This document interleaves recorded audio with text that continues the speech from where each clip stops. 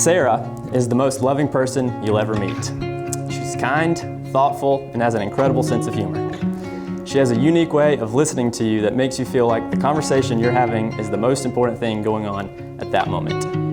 She has the best laugh in the entire room, and she brightens the day of anyone she crosses paths with. She's very generous, selfless, and caring for the people around her. And there are literally dozens of examples I could give for this. One, soon after my son was born, she spent hours and hours, day after day, stitching a framed cross-stitch picture for his nursery. She only knows the amount of intense, focused work creating this required, and she did it all totally out of love, excitement, and care because she wanted to. Our sister Jessica reminded me of another story of being at our grandparents' lake cabin when we were younger.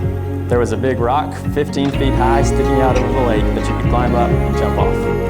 When we were young, it was a very scary thing to do, but Sarah was fearless. She jumped in first and then encouraged both of us to jump in too. Like I said earlier, I could go on and on with stories like this. She's truly an example of love, service, and sacrifice. Connor is without a doubt the guy for Sarah. I've really enjoyed getting to know him for the last couple of years.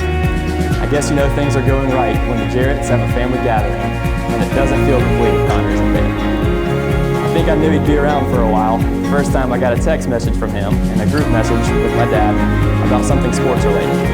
Ever since then, we've all texted each other frequently about sports and other things. Besides his love of sports, it's also very evident how big Connor's heart is and how much he cares for the people around him, especially Sarah. He's not the loudest guy in the room, but his actions often speak louder than his words. A couple of years ago, not long after he and Sarah had started dating, it was my mom's birthday, and we were all going to celebrate at our parents' house that night. Sarah had been very busy that day, and she was unable to decorate for the party. So Connor took the lead in getting the job done. He blew up dozens of balloons, put up streamers, big banner, and he bought flowers.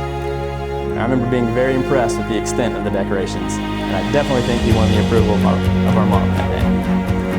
He did this for our mom, obviously, but he also did it because he knew it was important to Sarah. He's also an example of love, service, and sacrifice.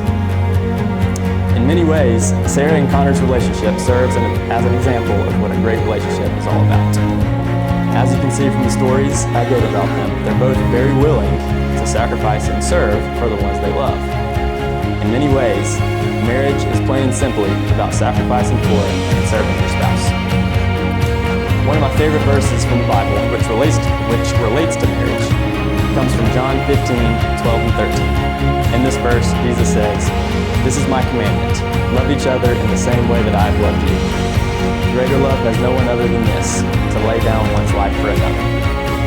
There's no better example of sacrifice than Jesus himself.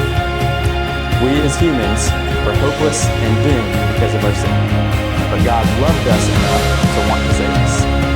So he allowed for his son to be born on this earth, to live a perfect life while serving people, and then willingly die as a sacrifice for all humanity.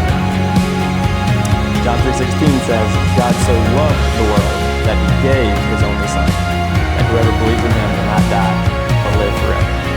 Sacrifice and service.